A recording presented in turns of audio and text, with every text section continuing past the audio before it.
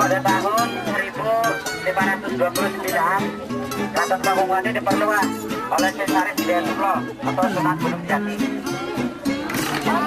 Ya, tahun 1529. Ini konsentrasi fokus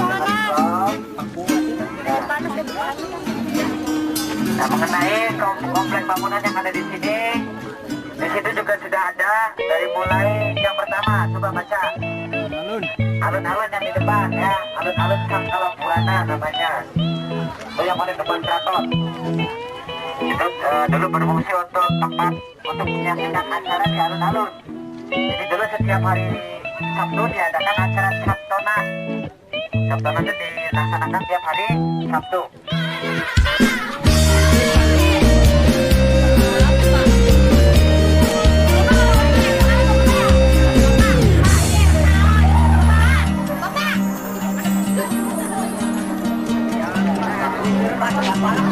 Jalan dengan teman-temanku, melihat-lihat mall di kota, masa-masa sekolah.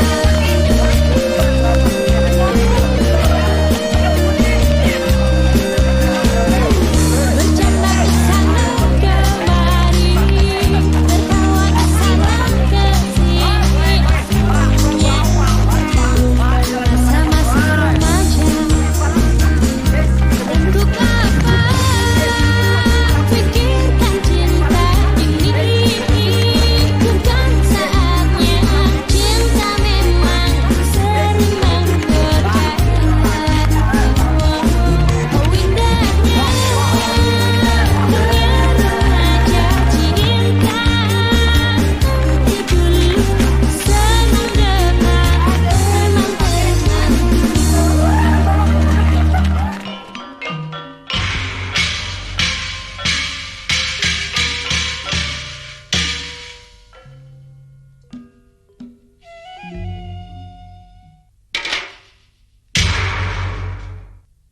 Dalam Agung Pakungwati, keberadaan keraton Kasepuhan tak bisa dipisahkan dengan cikal bakalnya, yakni dalam Agung Pakungwati. Tersebutlah pada tahun 1445 Masehi, berawal dari sebuah pakuwon di kebun pesisir, Pangeran Cakrabuana atau sering pula disebut Mbah Kuwu, seorang keturunan kerajaan Pajajaran yang semula bernama Walang Sungsang, membangun dalam Agung Pakungwati. Kecintaannya yang mendalam terhadap putri sulungnya telah mendorong Pangeran Cakrabuana untuk memberi nama keraton pertama di Cirebon itu dengan nama Pakungwati. Nama Pakungwati secara etimologi bahasa Cirebon kuno berarti udang perempuan, sesuatu yang merujuk kepada kekhasan Cirebon dari masa lalu hingga hari ini, yakni udang. Pemberian nama dengan mengaitkan karakteristik hewan telah menjadi kebiasaan di masa kerajaan masa lampau. Puing-puing sisa peninggalan dalam Agung Keraton Pakungwati masih dapat kita saksikan hari ini. Sumur Kejayaan, sebuah sumur dengan sumber air yang berlimpah. Berbagai manfaat digunakan orang untuk berwudu, membersihkan tubuh dari segala kotoran, dan manfaat-manfaat lain yang diyakini masyarakat.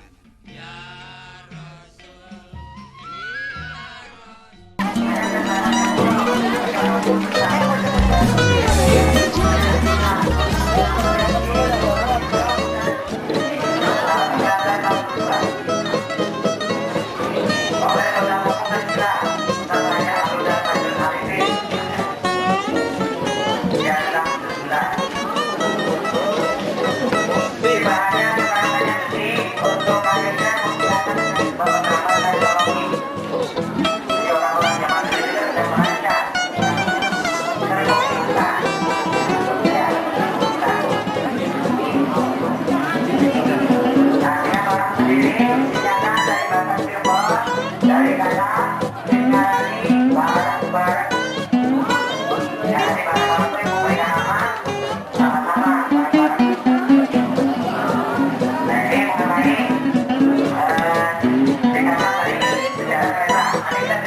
bagian dalam sebelah kanan.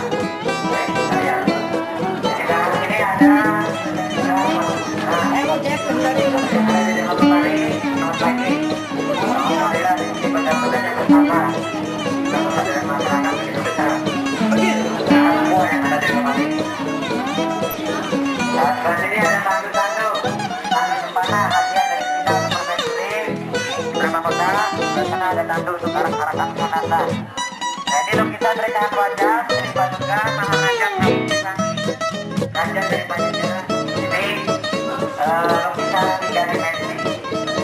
Mata dan kakinya mengikuti mana saja kita lihat berbagai macam arah. Dan di sana juga mata yang dari sana. Dan di tengah juga yang ke tengah. Jangan dari sini gitu kan.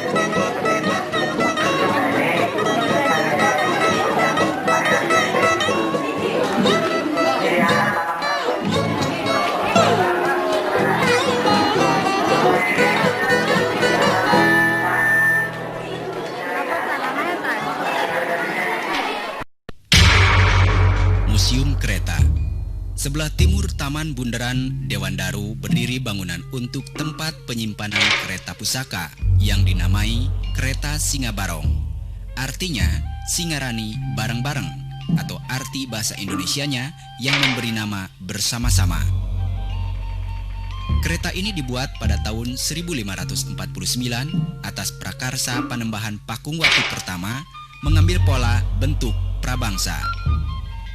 Arsiteknya Panembahan Losari, Wekbas dalam Gebang Sepuh, dan pemahatnya Kinataguna dan Kaliwulu.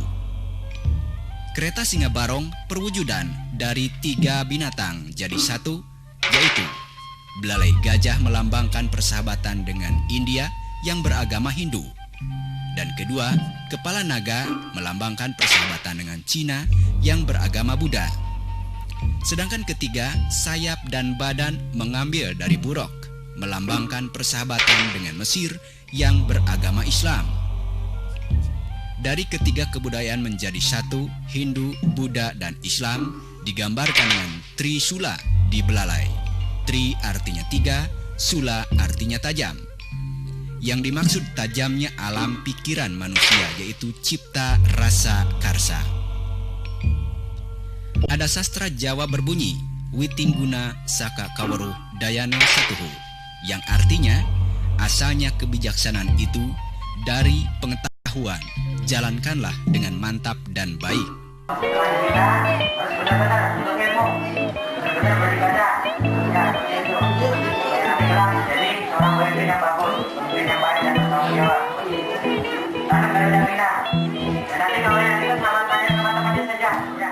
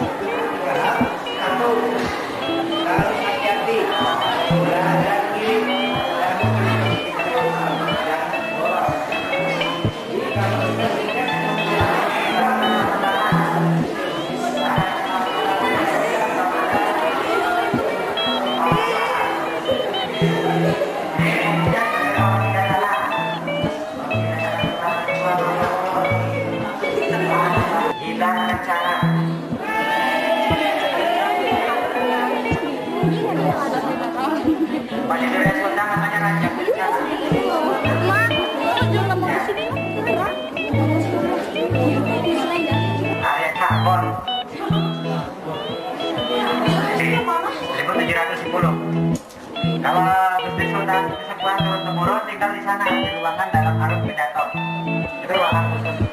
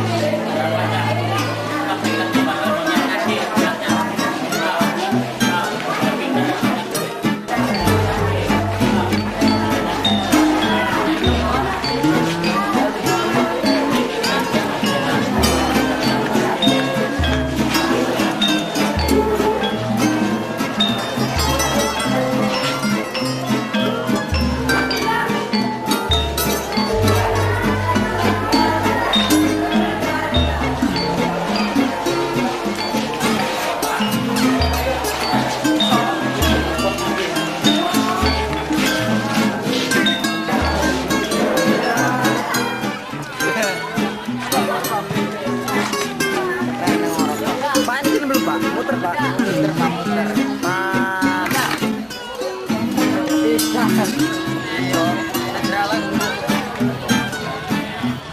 Pada tahun 1479 Masehi, Kerajaan Pakungwati diserahkan dari Pangeran Cakrabuana kepada kemenakannya sendiri yang sekaligus sebagai menantu, yakni Syekh Syarif Hidayatullah atau Sunan Gunung Jati. Pada saat yang bersamaan, Dewan Wali Sanga di Jawa telah mengangkat Sunan Gunung Jati sebagai pemimpin pengembangan Islam di seluruh kawasan Jawa Barat atau Panetep Panatagama Islam Sinarat Sunda. Dengan diangkatnya Syekh Syarif Hidayatullah sebagai Sunan Gunung Jati, maka dengan sendirinya Kerajaan Pakungwati berubah status menjadi Kasunanan. Dan Syekh Syarif Hidayatullah bergelar Sunan Cirebon, yakni sebagai figur Raja Pinandita, yang artinya ia sebagai pemimpin pemerintahan dan sekaligus pemimpin agama. Penerus Sunan Gunung Jati memikul beban dan tanggung jawab yang amat besar apabila corak pemerintahan tetap dipertahankan sebagai Kasunanan. Karena itu berarti sang pemimpin haruslah mumpuni dalam segala hal, baik dalam bidang kenegaraan maupun bidang keagamaan. Itulah sebabnya setelah wafatnya Sunan Gunung Jati pada tahun 1568 Masehi, corak pemerintahan Cirebon berubah dari Kasunanan menjadi Kepenembahan. Pada masa Kepenembahan inilah, mulai dari Panembahan Ratu pertama hingga masa pemerintahan Panembahan Girilaya, dilakukan hubungan diplomasi dengan Kerajaan Mataram. Diplomasi politik dengan media perkawinan antar dua kerajaan lambat laun mempengaruhi cara pandang para pemimpin kerajaan, terutama menyangkut corak pemerintahannya. Hal itulah kemudian yang kelak menyebabkan berubahnya pemerintahan Kepanembahan menjadi Kesultanan.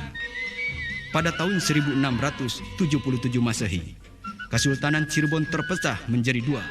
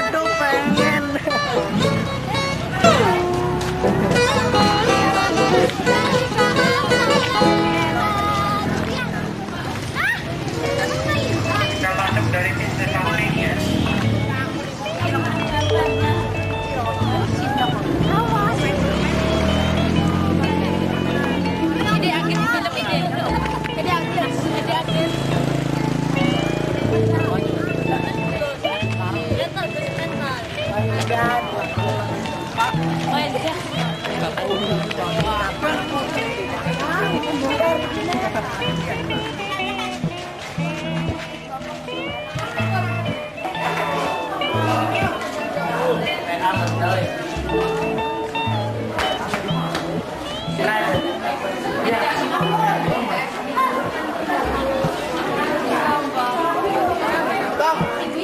ini adik-adik sekalian, kita berada dalam kalau masjid ini sejarahnya panjang sekali nih kalau kita utarakan sejak awal. Nah ini kita globalnya saja. Jadi masjid ini berusia kurang lebih 500 tahun yang lalu.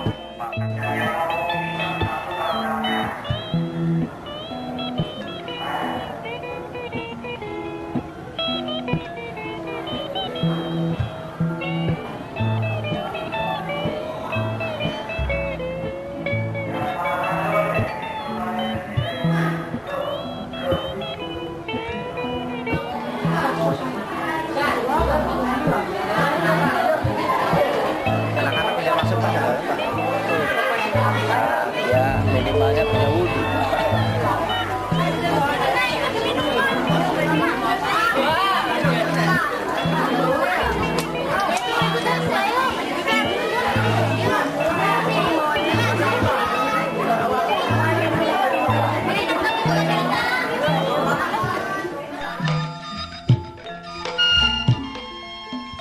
Masjid Agung Sang Cipta Rasa.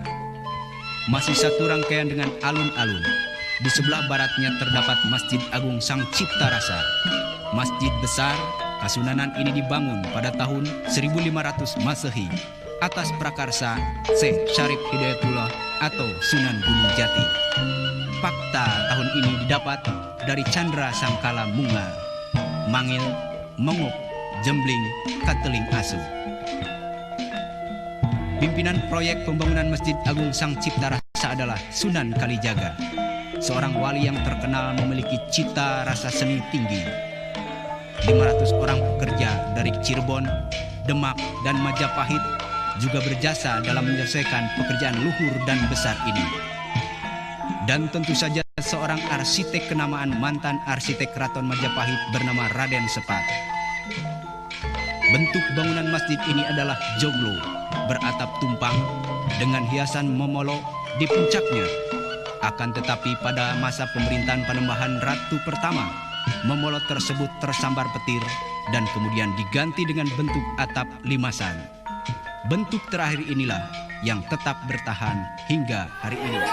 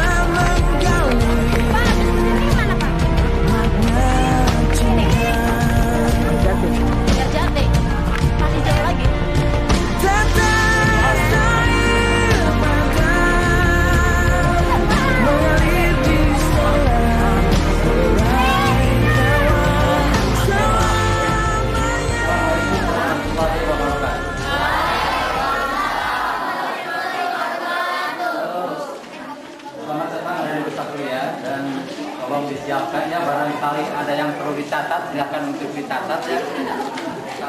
Dan mungkin di arena kalau dicatat juga kerepotan, kami di sini juga menyediakan bukunya ya, barangkali ya, ada kerepotan untuk dicatat. Hadirin sekalian, Site Museum Taman Purbakala Cipari, yang mana adalah merupakan objek wisata budaya yang ada di Kabupaten Kuningan, Kabupaten Saya tuju Taman Purbakala Cipari, yang mana terletak di Kelurahan Cipari, Kecamatan Cibubur, Kabupaten Kuningan, Provinsi Jawa Barat. Itulah saya Museum Taman Purbakala Cipari ya, terletak di Kelurahan Cipari, Kecamatan Cibubur, Kabupaten Kuningan, Provinsi Jawa Barat. Dan merupakan objek wisata budaya yang ada di Kabupaten Kuningan. Dan seperti diketahui, baik Museum Taman Purbakala Cipari atau dikenal dengan situs Taman Purbakala Cipari, yang mana merupakan dulunya adalah lahan pertanian. Jadi dulunya situs Taman Purbakala Cipari ini adalah lahan pertanian, yang mana lahan pertanian ini milik masyarakat Kelurahan Cipari. Berawal dari pameran kepurbakalaan yang diadakan di Pasai Bangkit Pancasila di Cibubur pada tahun 1971, mungkin itu perlu dicatat ya. Pada tahun 1971, seorang petani bernama Pak Wijaya, dia menemukan jenis batuan berawal. Jadi pada tahun 1971 itu seorang petani menemukan jenis batuan, yang mana batuan itu ada kesamaan dan kemiripan seperti yang pernah dipamerkan di sana. Nah, dari sekalian, hasil temuan tahun 1972 itu dilaporkan ke Lembaga Peninggalan Purbakala Nasional di Jakarta, dan pada tahun 1975 diadakan penggalian total di bawah pimpinan Teguh Asmar MA dari Lembaga Peninggalan Purbakala Nasional Jakarta bersama mahasiswa UGM Yogyakarta.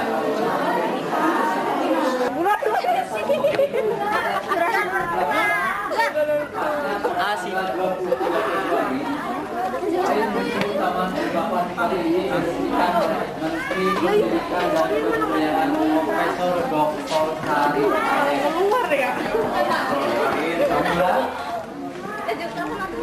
Peresmian site Museum Taman Purbakala Cipari ini pada tanggal 23 Februari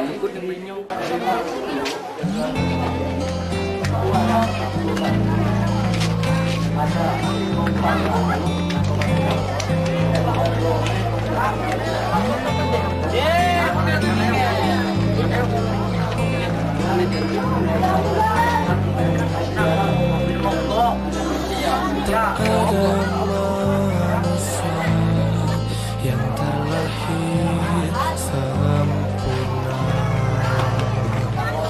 Jangan kau sesali segala yang telah terjadi.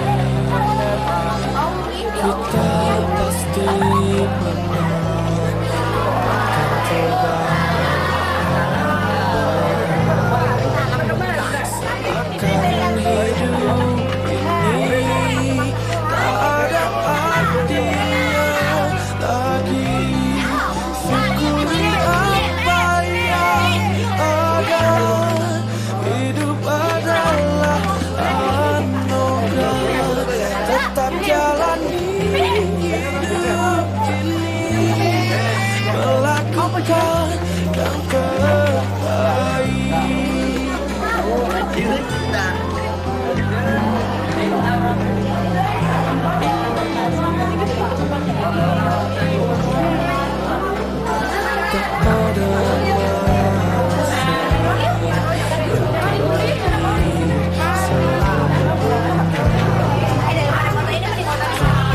Kau sesali segala yang telah terjadi.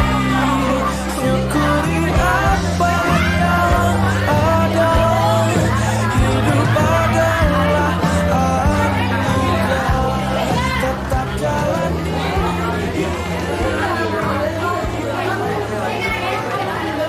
Purbakala Cipari. Sedikit saya akan memberikan informasi tentang situs Taman Purbakala Cipari ini. Sebelumnya, Adik kalau ingin mencatat silakan untuk siapkan peralatannya untuk mencatat. Tidak perlu ada yang mencatat ya. Dan saya juga di sini menyediakan pamflet. Seandainya ada yang ingin pamflet itu ya. Sudah siap? Siap. Ya, boleh. Saya akan menerangkan secara garis besar ya. Sekarang mengenai tentang letak geografisnya dulu ya. Letak geografis itu Taman Purbakala Ciparing ya.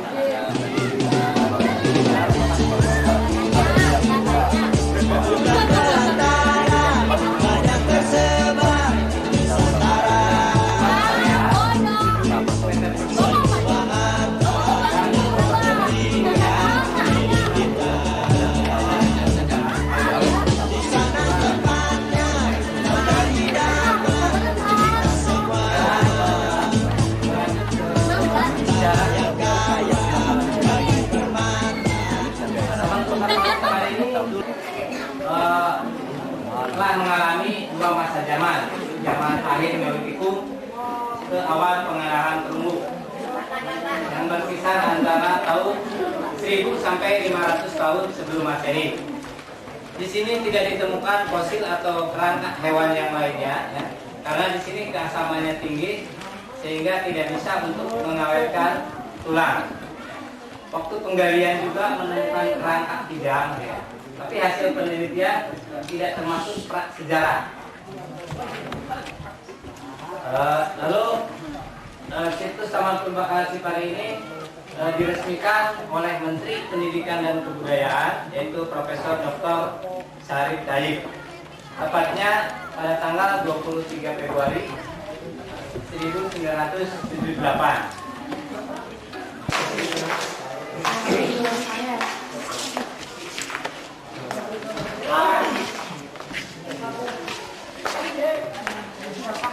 Oh.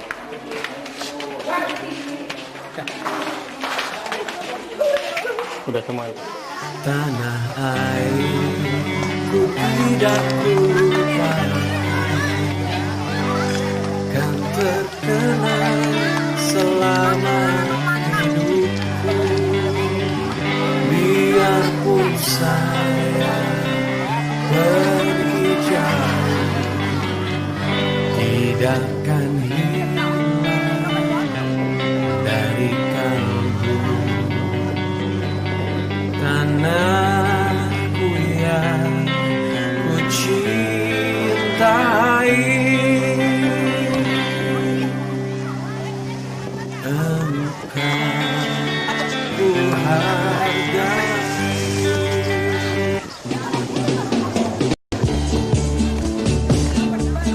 Bukan belantara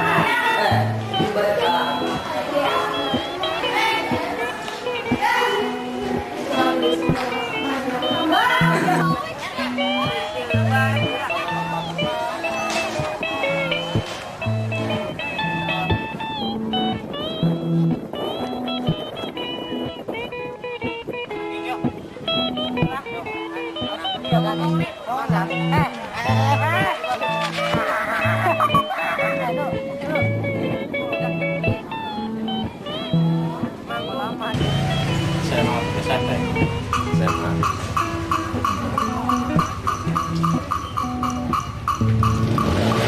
Kalau bapak tidak ada siapa di kuliah. Oh, kenapa nih? Sahabat ya.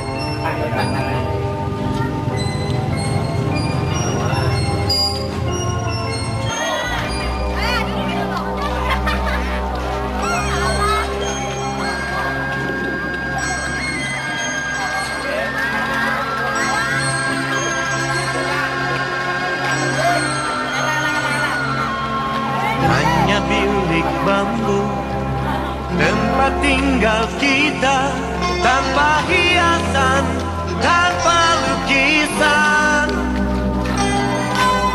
Beratap jerami, beralaskan tanah.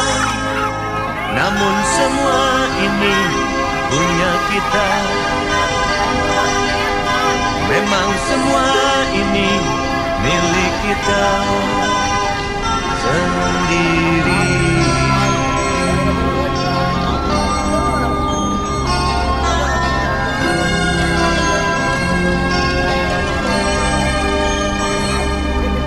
Hanya alang-alang pagar rumah kita, tanpa anyelir, tanpa melati. Hanya bunga bakung tumbuh di halaman. Namun semua itu punya kita. Memang semua